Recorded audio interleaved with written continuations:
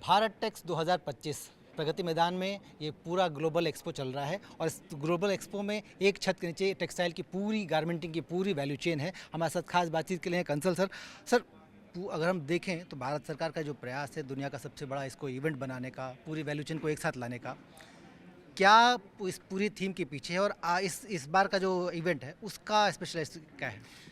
देखिए, मैं इसके बारे में आपको 3 विशेषताएं बताऊंगा। सबसे पहली विशेषता ये है कि ये विश्व का यूनिफाइड लार्जेस्ट टेक्सटाइल फेयर है। ये only fair in the world है जिसमें फार्म से लेकर एक्सपोर्ट्स तक प्रत्येक कैटेगरी और रिलेटेड कैटेगरी जैसे केमिकल्स एंड डाइज, जैसे गारमेंट मशीनरी एक छत के नीचे मौजूद है। दूसरी बात यह है कि इसका थीम है इनोवेशन मीट्स रिस्पॉन्सिबिलिटी। रिस्पॉन्सिबिलिटी का मतलब क्या है कि भारत कैसे सस्टेनेबल प्रोड्यूसर बन सकता है, भारत की संस्कृति, भारत की हेरिटेज कैसे सस्टेनेबिलिटी को सपोर्ट करती रही है और फ्यूचर में और अब हम क्या कर रहे हैं सस्टेनेबल मैन्युफैक्चरिंग प्रमोट करने के लिए, ये इसका थीम है। तीसरी बात क्या है कि बहुत सी नई चीज़ें जो हमने बनाई हैं, फॉर एग्जांपल अभी तक हम विदेशी ट्रेंड फोरकास्ट पे निर्भर थे, अब हमने खुद अपना एक ट्रेंड फोरकास्ट बनाया है जिसको हमने विजन नेक्स्ट कहा है। ऐसी कुछ चीज़ों को भी हम यहाँ प्रदर्शित कर रहे हैं और इंडिया स्पेसिफिक साइजिंग जो है, इस तरह की बहुत सी चीज़ें हम यहाँ पे लेके आ रहे हैं। तो भारत कैसे एक लार्ज स्केल सस्टेनेबल प्रोड्यूसर बन सकता है, ये हम विश्व को दर्शाते हैं और 126 देशों के प्रतिनिधि इसमें हिस्सा ले रहे हैं। इससे ये सिद्ध होता है कि the world has come to India, विश्व जो है भारत को देखने यहाँ आ गया है। सर, भारत में मौका है और विश्व भारत को देखने के लिए यहाँ आ रहा है। अगर हम इस मौके के फ़ायदा उठाने की बात करें तो सरकार कई तरह की अलग अलग योजनाओं पे बात कर रही है, चाहे वो मैन्युफैक्चरिंग बढ़ाने को लेकर हो, एक्सपोर्ट पर फोकस हो, पूरे मिशन मोड में सब कुछ है। टेक्सटाइल सेक्टर या फिर मिनिस्ट्री से किस तरह के हम इनिशिएटिव देख सकते हैं? देखिए, सबसे पहली बात है, मैं अपनी विजन की बात बताता हूँ।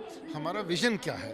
$100 बिलियन बाय 2030 एंड अपैरल में क्या है 40 बाय 30, यानी कि 2030 तक हम $40 बिलियन का एक्सपोर्ट करेंगे।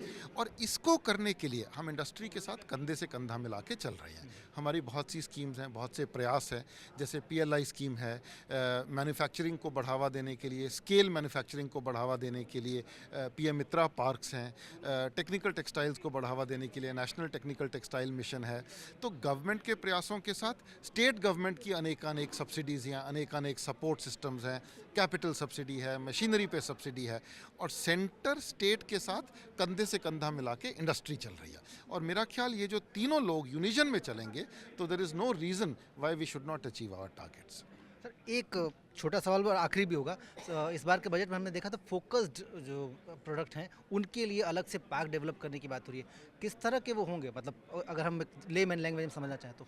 देखिए, मैं टेक्सटाइल पार्क्स की बात करूंगा। यूँ तो पिछले साल के बजट में इस साल भी बहुत सारे इंडस्ट्रियल पार्क्स की बात है, लेकिन जहां तक टेक्सटाइल पार्क्स का सवाल है, हमारे 7 PM मित्रा पार्क्स हैं और सातों जो हैं ऐसी स्टेट्स में हैं जिसमें बहुत स्ट्रॉन्ग टेक्सटाइल इकोसिस्टम है और सातों पार्क्स के लिए बहुत अच्छा इन्वेस्टर इंटरेस्ट आ रहा है। मुझे पूरी आशा है कि इन सातों पार्क को आबाद होने में कोई समय नहीं लगेगा और बहुत अच्छा इंटीग्रेटेड टेक्सटाइल इकोसिस्टम हमारे यहाँ डेवलप होगा। बहुत धन्यवाद, हमसे बात करें, बहुत बहुत शुभकामनाएं आपको बाटेक्स की।